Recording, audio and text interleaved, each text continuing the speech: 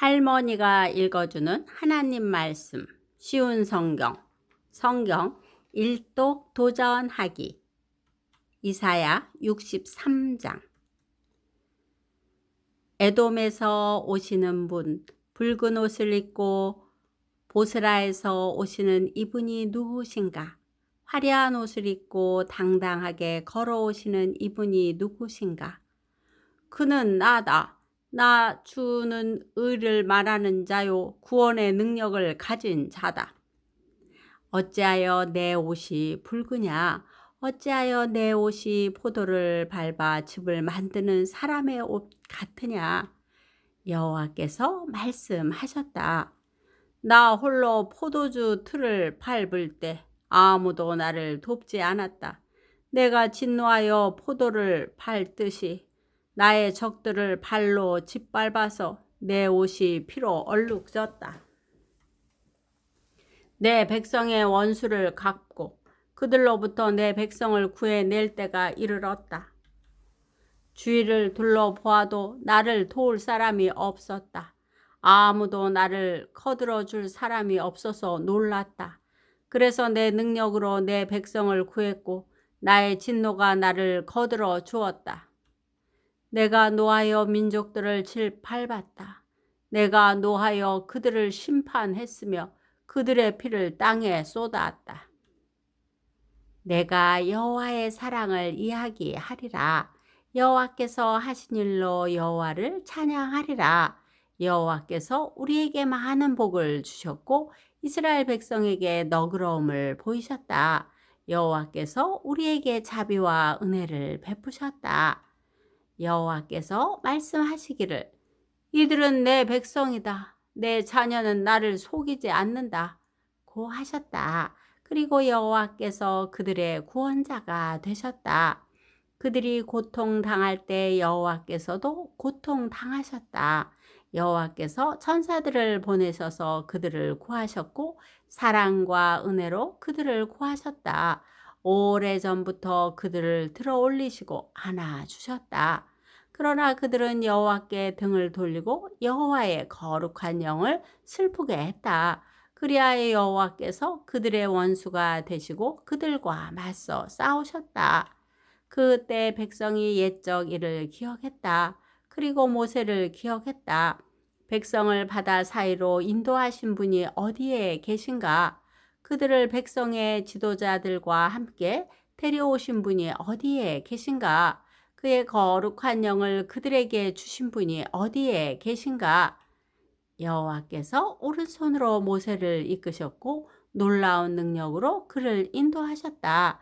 여호와께서 그들 앞에서 바다를 가르셨으며 이 일로 여호와의 이름을 영원히 기억하게 하셨다. 주께서 백성을 깊은 물 사이로 인도하셨다. 말이 광야를 달리듯 그들은 넘어지지 않고 힘차게 나아갔다. 골짜기로 내려가는 가축대처럼 여호와의 영이 그들을 쉴 곳으로 인도하셨다. 주님께서는 이렇게 주님의 백성을 인도하셔서 주님의 이름을 영화롭게 하셨습니다. 주여, 주님의 거룩하고 영화로운 하늘집에서 굽어 살펴주소서. 여호와의 뜨거운 사랑과 능력이 어디에 있습니까? 어찌하여 여호와의 사랑과 자비를 우리에게서 감추십니까? 주님은 우리의 아버지이십니다. 아브라함은 우리를 모르고 이스라엘도 우리를 알지 못하지만 여호와여, 주님은 우리의 아버지가 되십니다. 주님의 이름은 언제나 우리를 구하시는 분이십니다. 여호와여, 어찌하여 우리를 주님의 길에서 벗어나게 하십니까? 왜 우리의 마음을 굳어지게 하셔서 주님을 섬기지 않게 하십니까? 우리들을 보시고 우리에게 돌아와 주소서. 우리는 주님의 종이며 주님의 것입니다. 주님의 거룩한 백성이 잠시 주님의 성전을 차지했으나 이제는 우리의 원수들이 주님의 거룩한 곳을 짓밟습니다. 이제 우리는 주님께서 다스리지 않는 백성, 주님의 이름으로 불리지 않는 백성처럼 되었습니다. 이사야 64장. 주께서 하늘을 가르시고 땅으로 내려오시면 산들이 여호와 앞에서 뗄 것입니다. 불이 나무를 태우고 물이 끓게 함같이 모든 민족이 주님의 오심을 두려워 떨게 만드소서. 그리하여 주님의 원수들에게 주님이 어떤 분인가를 알리소서. 주님은 우리가 생각지도 못한 놀라운 일을 하셨습니다.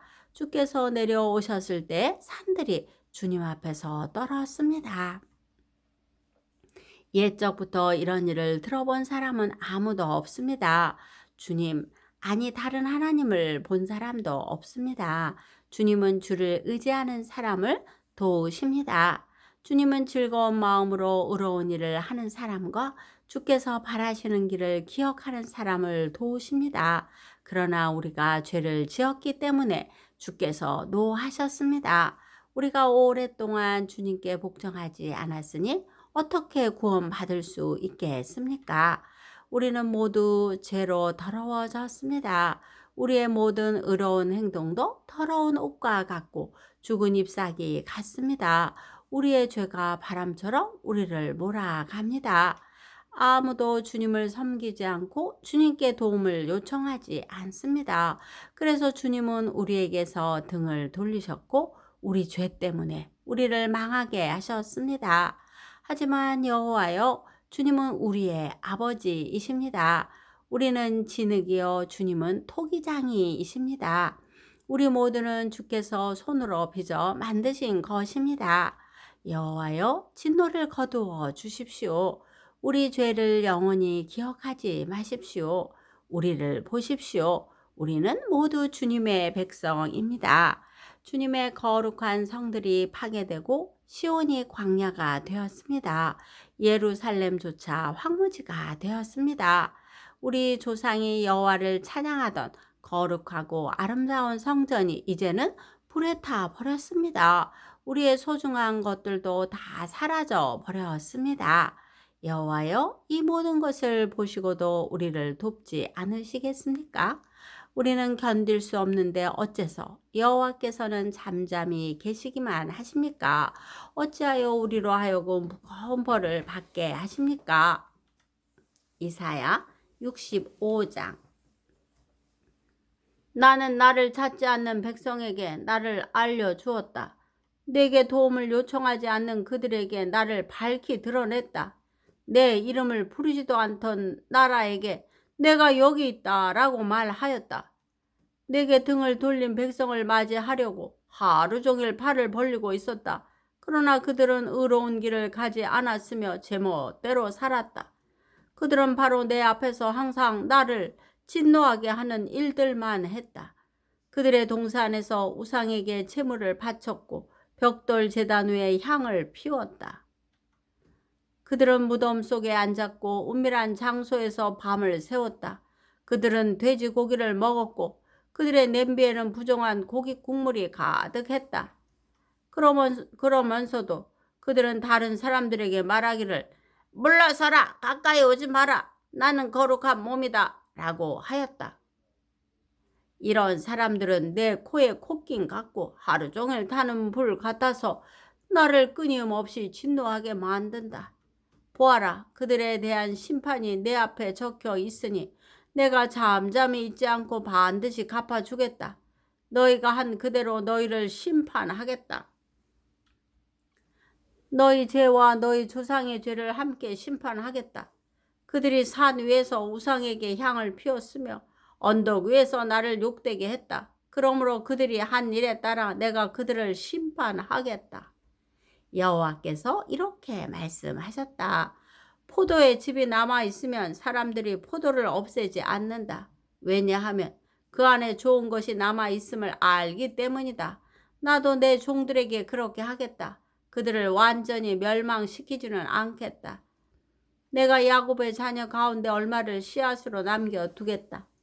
유다 백성 가운데 얼마는 내 산을 물려받을 것이다. 내가 뽑은 사람이 그 산을 차지할 것이며 내 종들이 거기에서 살 것이다. 샤론 평야는 양떼를 칠 목초지가 되고 아골 골짜기는 소떼가 쉴 곳이 될 것이다. 나를 따르는 백성이 그곳을 차지할 것이다. 그러나 나 여호와를 떠난 사람, 내 거룩한 산을 잊은 사람, 상을 차려놓고 행운이라는 우상을 섬기는 사람, 운명이라는 우상을 위해 잔치를 베푸는 사람은 심판을 받는다. 너희의 운명은 내가 정한다. 내가 내 칼로 너희 모두를 심판하겠다. 왜냐하면 내가 너희를 불러도 너희가 대답하지 않았고 말해도 듣지 않았기 때문이다. 너희는 내가 악하다고 말한 일과 내가 좋아하지 않는 일만을 골라 했다. 그러므로 주 여호와께서 이렇게 말씀하셨다. 내 종들은 먹겠으나 너희 악한 백성은 굶주릴 것이다. 내 종들은 마시겠으나 너희 악한 백성은 목마를 것이다.